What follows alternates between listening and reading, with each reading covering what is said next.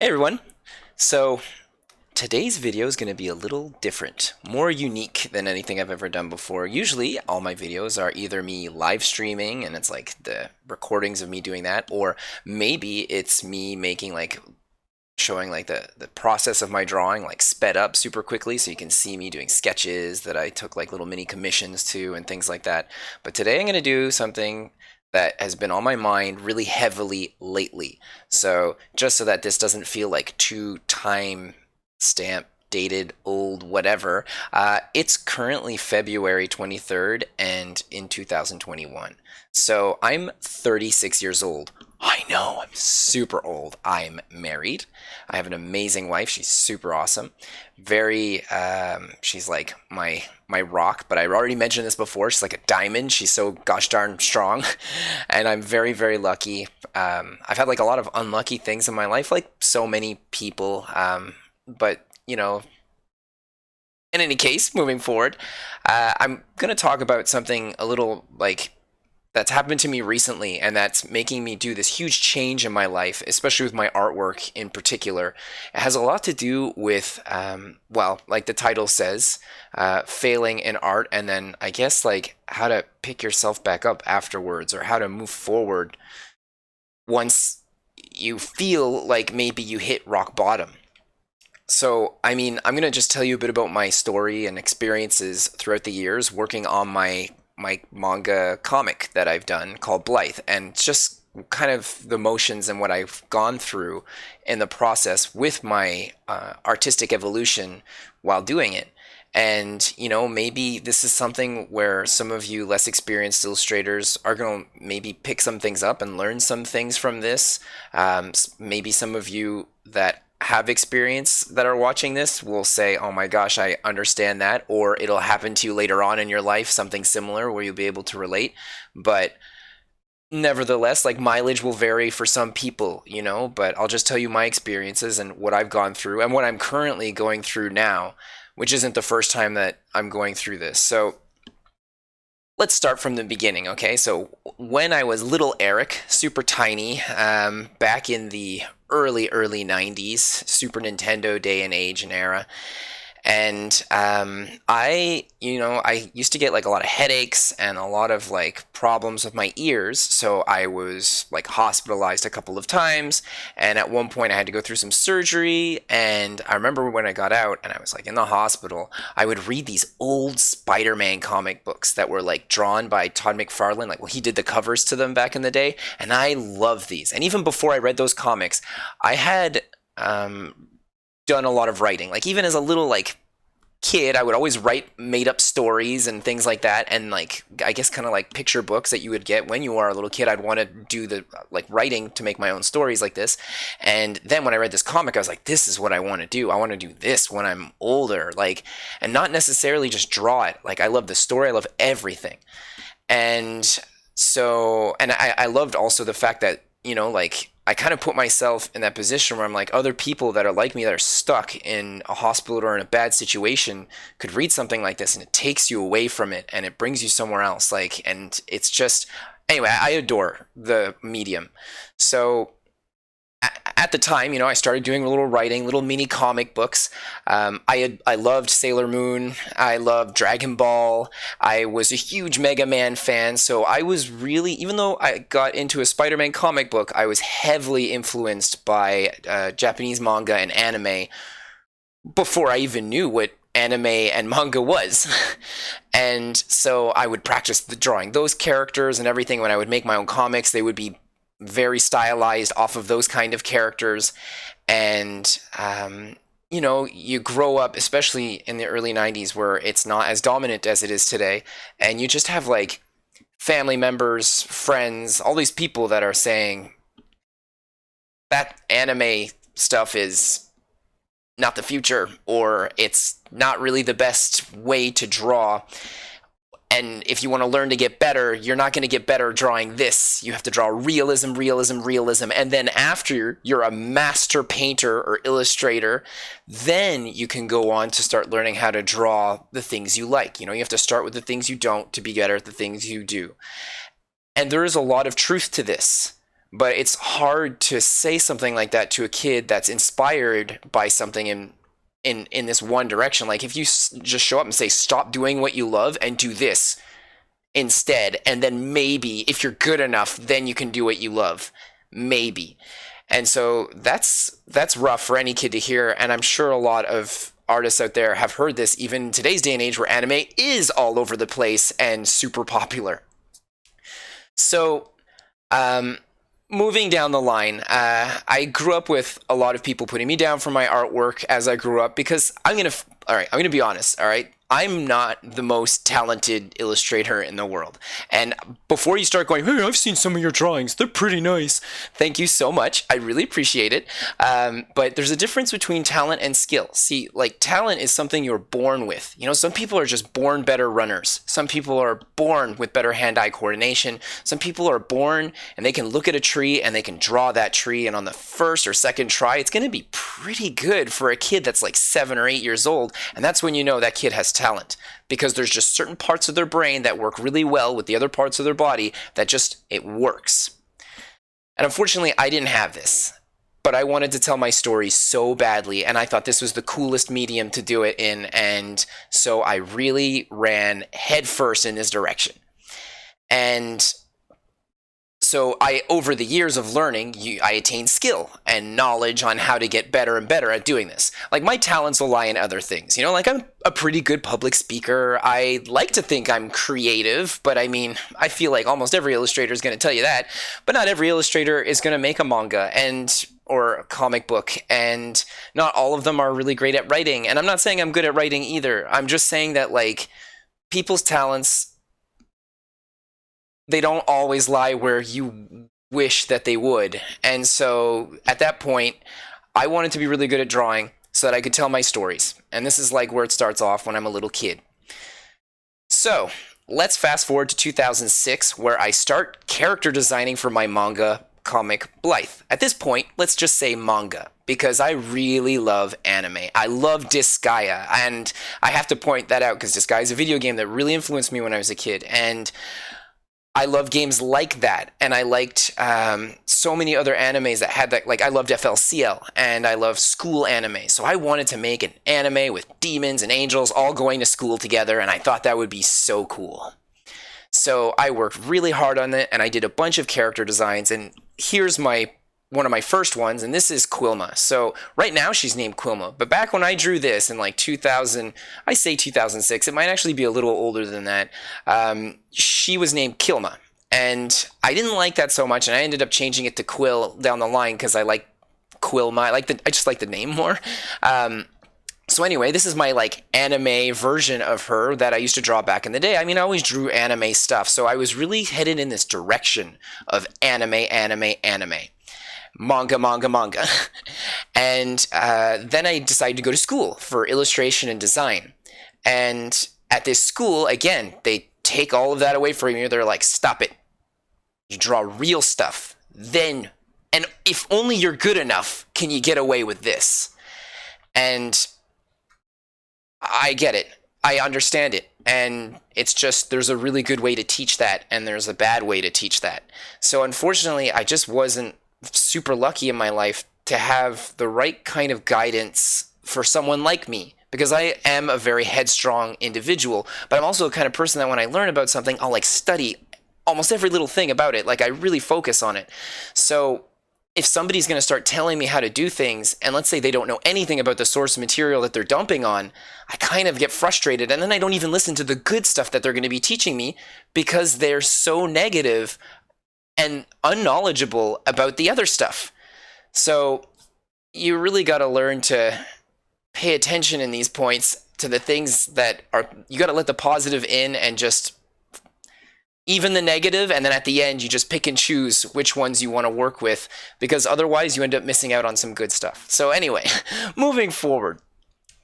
After this, so I went to school, and at my school they really showed me like working in comics. I live in Canada, it's next door neighbors to America, and so if I want to get a job in life, manga's not really my choice. My choice is going to be working for Marvel, DC, Image, Dark Horse, any of those companies. And I have a bigger chance of making a career like this than making a manga because I don't live in Japan. And back then, like, the internet wasn't as big as it is now. Like, it's just starting to get big. And so you don't see all the options that are out there, and you don't really know what's going on. So as I got older, I really started to practice more and more American art style. Not necessarily because I wanted to, but because I thought it was a necessity. So really worked hard on it. I started going in that direction now. So I was going in the anime manga, and now I'm just like comic, comic, comic. And so at that point, like, let's say 2010 or so, I started reworking my character designs because now I've been drawing so many American comics that, you know what? I need to change up my character designs. This is like the art style that I'm headed towards, and my comic is going to become an American style comic that I'm going to make for myself. It's not going to be a manga anymore because I need to focus on my target audience, which is people that are here in Canada and in America. So if I go to conventions, then I have something that they're familiar with and they're more open to. And like, this is something I kind of regret. Like, I would have rather I kept pushing forward with my anime and my manga, but I didn't. And I went comic books. And there's some good things to come from this, and others that are not so good for me personally. So, after making all my character designs and reworking my story a little bit, things started to come together. And you can see that also when I started drawing American comics, like, a lot of my coloring was very marker style. Like, I really wanted it to feel like markers because I love working with markers so much. And now I'm like making that shift to digital where everything is going to be digital and less things are drawn by hand and scanned in and colored. Now it's like all digital. However, I got a oddly enough, I wasn't doing so well. Like, going to conventions and things like that, I wasn't doing as well as I was hoping I would do. I would always get praised for, like, my line art and a lot of my pencil work, but not so much my coloring. And it was hard to move from that. And I actually had, like, a good friend that told me, like, look, man, like, your lines and your sketch work is amazing. It's just for real. Like, if you could have X person coloring your stuff, then you'd probably make it by now. And I was just like, that kind of like, it hurt, but at the same time, this person was right. And I had been fighting it for so long, like years, where I'd be coloring looking like markers, and I was like, I can't do this. I'm colorblind. That's another thing you learned about me today. So I'm actually colorblind. I'm not super colorblind, but I have troubles with quite a few tones and hues, but I love colors so much. So even though I might not see them right, I like how vibrant and how bright they are. So the easiest way for me to do some coloring and make it look good would be if I changed my style of coloring to not be like blended painting and markers, but to go straight up with cell shading. Cell shading is like cartoons and like more solid colors. So I did my first illustration with cell shading in years, maybe like over 10 years, where I did this, and it was this Sailor Moon mashup I did with Pokemon, Pokemoon, and right after that I was like, okay, this is it. Like, maybe my line art's not there yet for like an anime style, but it's really like, this is the coloring I want to do in life. This is where I want to go. So I worked really, really hard from then on my coloring. And my artwork is still very American. So I would have like very American style lines fused with, like coloring that you would expect from like an anime. And I thought this was cool. Like, I personally love this. And I was trying to find a good way to mix up the manga art style that I love so much with the American one in a way, like, whether it being with the colors or even with the way I draw the eyes or the faces or just the line art in general. Like, I really tried to fuse the two, and it's so hard to do. I've spent the past 7 years trying to do it with my manga comic, which is like half of it was really half and half. My storytelling in my manga comic is 100% American style. You're reading from left to right, and I have a lot more paneling. My pages are the size of regular comic book pages, and it's just more, there's more to it. I say more to it because manga will usually have like 2 to 4 panels per page, and it's like, it really prioritizes artwork. And I say that like, it's it's more explosive. Most manga just feels more explosive, even if there's no explosion. I'm using that as like my terminology. You know, you'll have those big pictures of those anime characters with like the bubbles in the background, and she'll be all close to the guy she thinks is cute, or you'll have like that guy that's attacking tons of times or doing tons of punches, and it just fills up a whole page. And for them, that's just another page. If you had that in a comic book, that'd be like one panel with all those punches, and then there'd be like multiple other things showing what's going on. It's just the storytelling is different, and I personally prefer the American one. So I wanted to keep that, and I wanted everything to like just to make it like a good mashup. But it's just, you know, like I kept trying and trying, and it was just so hard to the point where I slowly had to start taking away after I finished my fourth issue to my comic book. So now I'm 4 years in. So basically, like each year I finish one issue, and they're usually about 20 pages, maybe a little more. But because I do everything myself, you know, I write it, I illustrate it, I do all the text, I self-publish it, and then I have some amazing friends that come in and help me do the editing because I can't edit my own stuff. My spelling is atrocious. But so anyway, like after I finished my fourth issue, I really made it much more cel-shaded because the first three were drawn like markers, like my older illustrations that I used to do. And then I went back, made it all look like it was cel-shaded, and I actually started to remove some of my line art because American line art has a lot of lines. You know, you usually draw the nostrils for the nose. You'll draw like lines around the eye, or like you'll draw the cheekbones. So I started going back. I went over my first, second, and third issue. It took me like a couple months, and I redid all the faces of all my characters. I removed a bunch of the lines. I also went over a lot of my coloring so that it would look more like it's a little more cel-shaded, but I couldn't do that everywhere because it would take me a year or more to do that. So I just don't have that kind of time. So I did the best I could, and I thought that it turned out all right. So, you know, like now time, let's make it go a little bit faster. I'm doing more cel shading. I'm making the faces more simplistic. I'm still trying to fuse that American and that like manga style. Like I'm trying so hard, and it's really not easy. And I'd like to mention that, you know, like I use Quilma as kind of my reference for a lot of these pictures that you're seeing, because she's a great evolution that you can see that I've done over the years, because what this happened to me now in my life, it fell on her where I changed it all up again. And this is like the third time in my life where she's the number one front runner for when I'm like, I'm going to change everything, because I looked at the older one, was like, I need to do this better, and I need to do this in a way that I think people are going to like. So, you know, moving forward, I worked really hard. I finished my fifth issue to my comic. I changed everything up. I felt like I was going in the right direction, but I'm still just not getting as much bang as I was hoping, you know? And I know the internet's fickle, and I don't expect myself to like click, be popular overnight. It takes years to build up a following. You know, I've spent the past 3 years doing live streaming every single Tuesday, and I got like almost no one following me for that. Now I'm making these little like 2-minute videos of like my mashups that I usually was doing during my live stream, and all of a sudden I'm getting a lot more people interested in it because it's 2 minutes. Nobody wants to stick around for like an hour and something and every single time to watch this. No one has that kind of time. Like no one. I keep saying no one, and not everyone.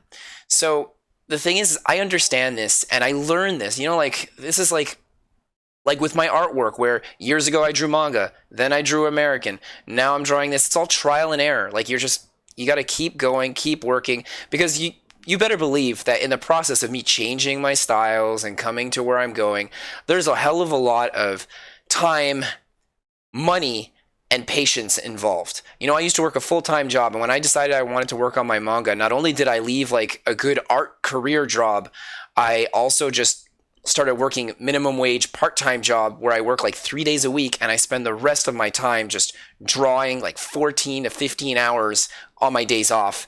And then I try so hard to squeeze in time to hang out with my wife whenever I can. And that's why she's amazing, you know, for letting me do this in the first place. Recently, I worked really hard on a picture of Quilma. And after that, I spent half the month of February working on a drawing for an art competition. And this is where things get dicey. And I worked really hard on this illustration, like really hard. And I looked at it and I thought, okay, look, there's no way in hell I'm going to get first place. Like, I've been trying to do art competitions for years now. Like, every year I'll usually do like one or two for fun. I mean, I like to just, give things a try, like see kind of where I am on the scale of things. And usually I don't even make any kind of ranking. It kind of sucks, but I'm like, whatever, keep working, keep working, keep working. And this one was a popularity contest, which sucks because I don't like art competitions that are popularity contests, because all it takes is one person that already has the followers and they're going to win. But at the same time, it was kind of good that I spent half a month working on this drawing and I failed as miserably as I did, because it kind of pushed me to look at things differently, again, like I had done so many other times in my life.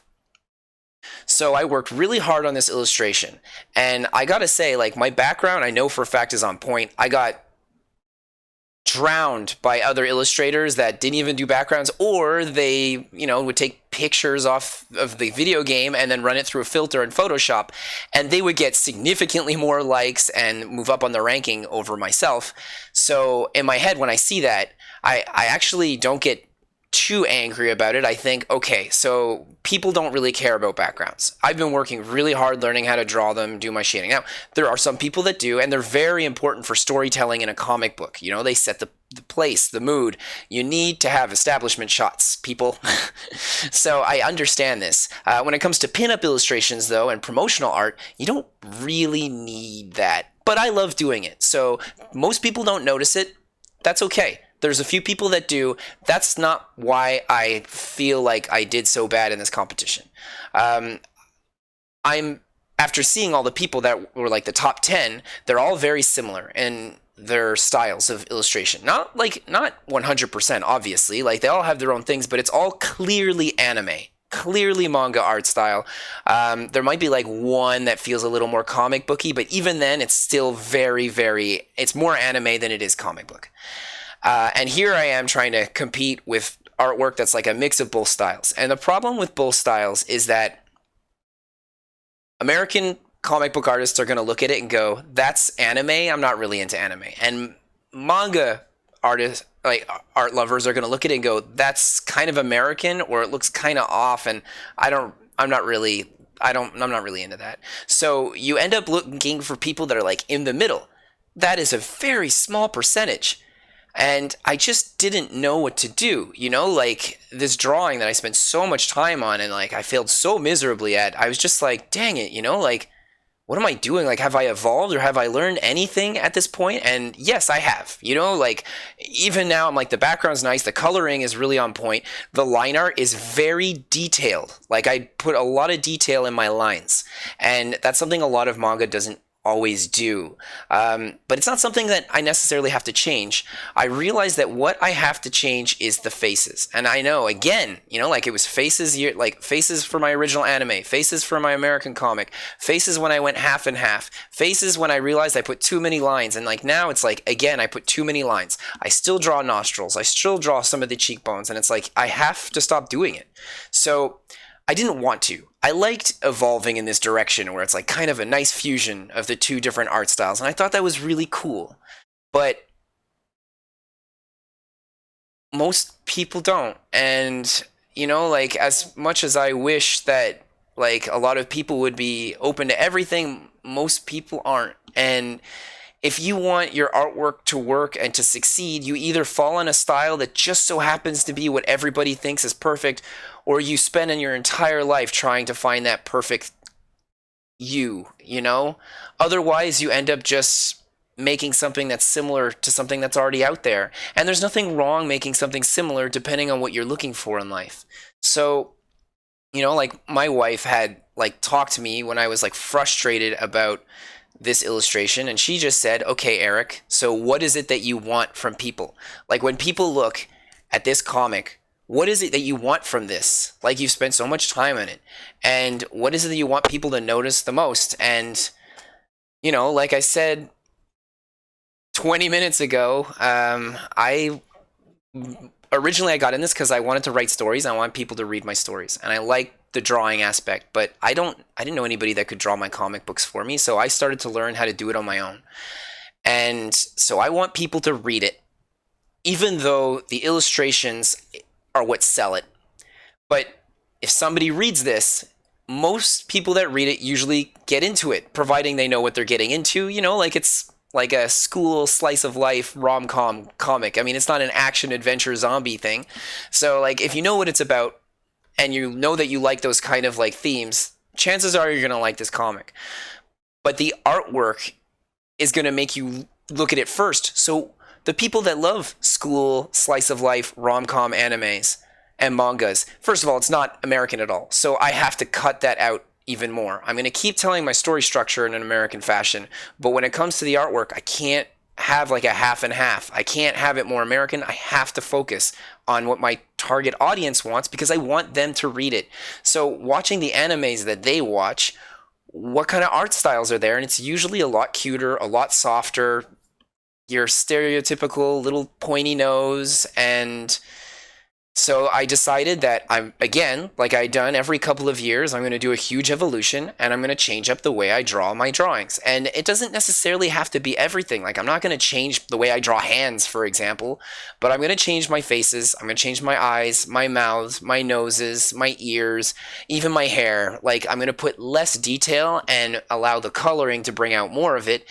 And, even without the coloring, it's all about like all those little features that make it so that the shows that I love watching and the book that I'm working hard at writing attracts the people that like the same thing, so that I can stop swimming upstream and I can take a break, because I feel like I've been swimming upstream my whole life, whether what I'm doing I'm being told isn't good enough or isn't right, or whether what I'm doing is just not what people are looking for, and I just keep marching in that direction.